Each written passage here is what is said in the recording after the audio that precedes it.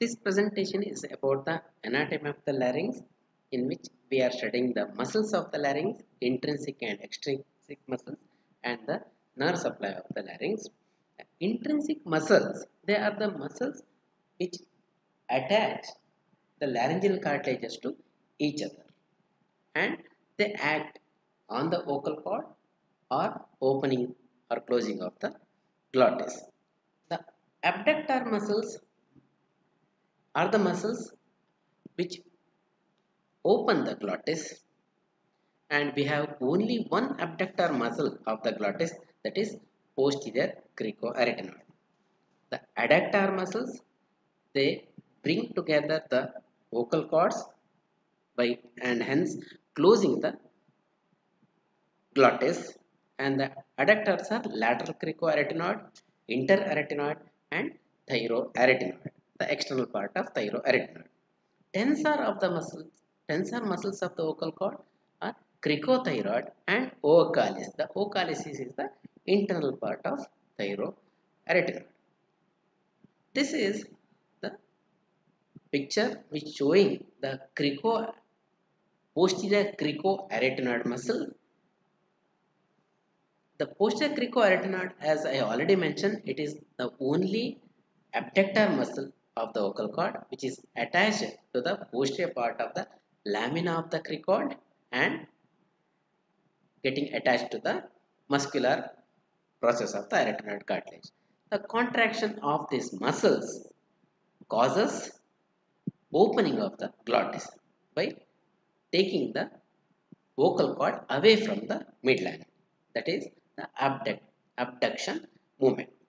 The lateral cricoarytenoid muscle, which is attached to the inner surface of the cricoid cartilage, and it is attached to the again the muscular process of the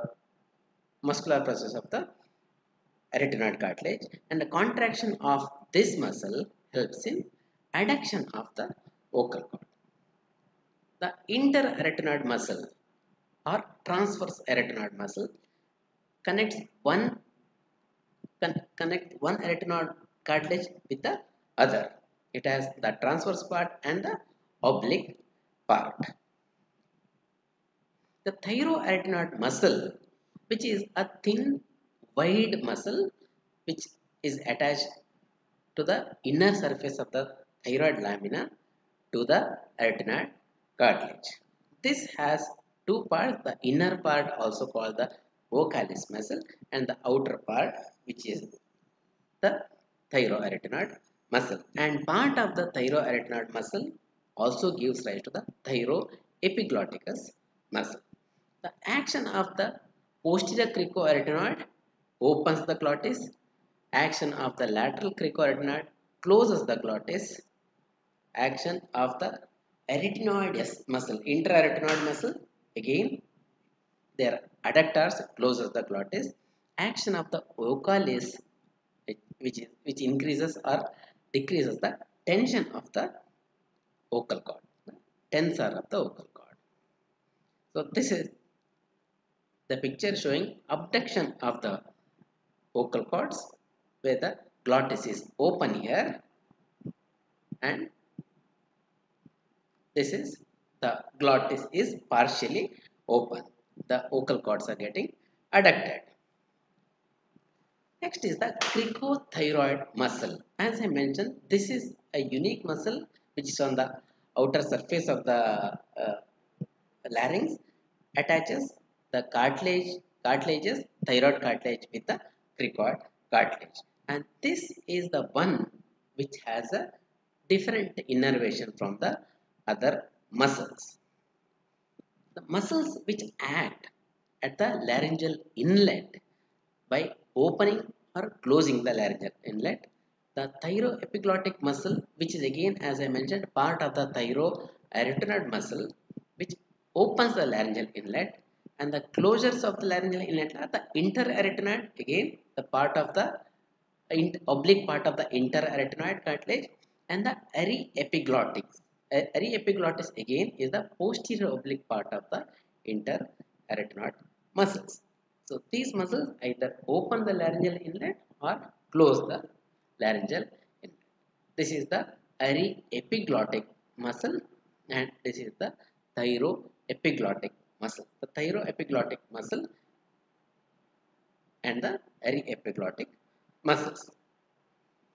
Coming to the nerve supply of the intrinsic muscles of the larynx. So nerve supply to the larynx is mainly from the vagus, and through the vagus has both motor innervation as well as the sensory innervation. Superior laryngeal nerve is a branch of the vagus which has a internal branch and a external branch, and the recurrent laryngeal nerve which supplies both the motor, and by going inside it also supplies the mucous membrane of the larynx. Now let us see which muscles are supplied by what. All the intrinsic muscles of the larynx except the cricothyroid are supplied by recurrent laryngeal nerve, and this cricothyroid is supplied by the external branch of superior laryngeal. So now this is one uniqueness of cricothyroid muscle. And a sensory nerve supply. The level of the vocal cord is the watershed. So mucous membrane above the level of the vocal cord is supplied by the internal branch of superior laryngeal nerve, and mucous membrane below the level of the vocal cord is by the recurrent laryngeal nerve. As it is shown in this picture, this is the superior laryngeal nerve internal branch which pierces the thyroid membrane and supplies the supraglottic mucosa, whereas the external branch this supplies the cricothyroid muscle. Now coming to the extrinsic muscles of the larynx. So these muscles which attach the larynx to the surrounding structures, and hence they either elevate the larynx or depress the larynx. Now again the elevators are of two types, the primary elevators and the secondary elevators.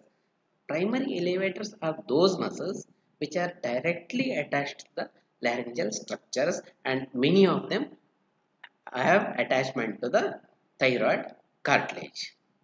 And secondary elevators, they are not directly connected to the larynx, but since they are attached to the hyoid bone, and hyoid bone is indirectly attached to the thyroid, they help in elevating the larynx. So that is why the secondary elevators are all mylohyoid, stylohyoid, geniohyoid, and digastric. They elevate because they are attached to the hyoid bone. Now the primary elevators are those muscles which are directly attached to the laryngeal skeleton. Those are the salpingopharyngeus, stylopharyngeus, palatopharyngeus, and thyrohyoid. So these are the secondary elevators of the larynx. Now the depressors of the larynx. The depressors of the larynx, they are attached below. That means either sternum or some other structures below the level of the larynx, like the scapula. So depressors of the larynx are sternohyoid, sternothyroid, and omohyoid. Sternothyroid attaches between the sternum and the thyroid cartilage. Sternohyoid from the sternum to the hyoid bone, and omohyoid scapula to the hyoid bone. And this star is showing a muscle, that is the thyrohyoid, which is a primary elevator of the larynx. That's about the muscles of the larynx, intrinsic muscles, extrinsic muscles, and the nerve supply of the muscle.